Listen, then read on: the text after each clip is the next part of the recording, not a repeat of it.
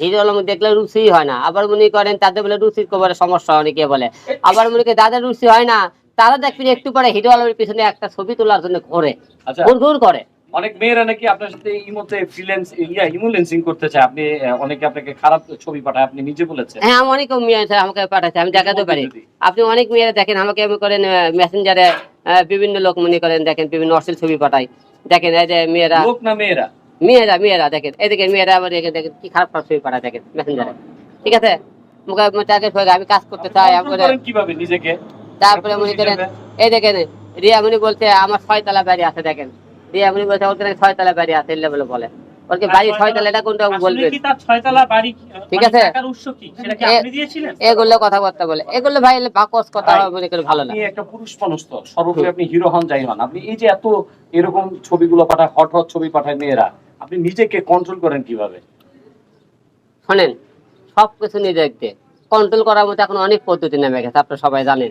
আপনারা কন্ট্রোলে চিন্তা করেন কেন? না, এসব তো বলা যাবে না, টিপস মানে আপনি হিরো, আপনাকে সবাই ফলো করে, আপনি যদি একটা পদ্ধতির নাম বলতেন।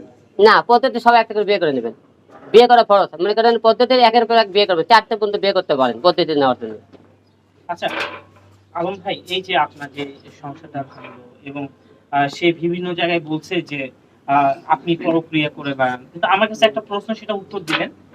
আপনার লাইফে যখন ছিল নুসরাত, তখন তো সে এন্ট্রি করেছে, তার মানে সে কি পরক্রিয়া করে আপনার লাইফে ঢুকছে না? সে একটা সংসার ভেঙে ঢুকছে না?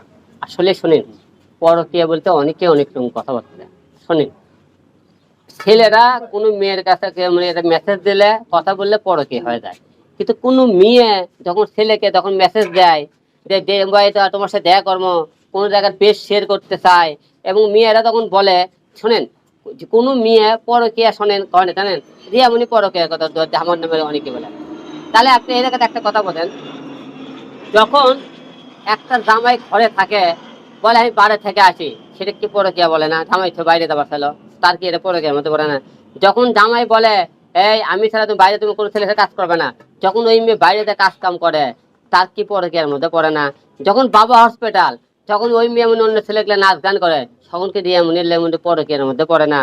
হিরো আলম খালি কাউকে কিছু করলে পরকীয়ার মধ্যে পড়ে, পরকীয়া বলতে কথাবার্তা বলে, কিন্তু সোশ্যাল মিডিয়াতে আদৌ বলতে হিরো আলমের বেশ শেয়ার, হিরো আলমের পিছনে 10টা ছেলে মেয়ে কাজ করে পাগল ওরে আমার পেছনে। আমার বউ মুখে যাদের সাথে কাজ করে, যারা আমার অ্যাসিস্ট্যান্ট হয় মনে করেন, যারা আমার ক্যামেরার মুখে অ্যাসিস্ট্যান্ট ছিল, যারা মনে করেন আমার অফিসে একটা সেলফি নেওয়ার জন্য ঘুরে, যারা মনে করেন আমার কাছে ভিডিও ভাই আলম ভাই আমার কাজে নেই তারা ঘুরে, তুমি তাদেরকে নিয়ে তুমি হলে কাজ কাম করো। তোমার কতটা মনে করো উপরে নিজের মনে করেন আত্মসম্মান আর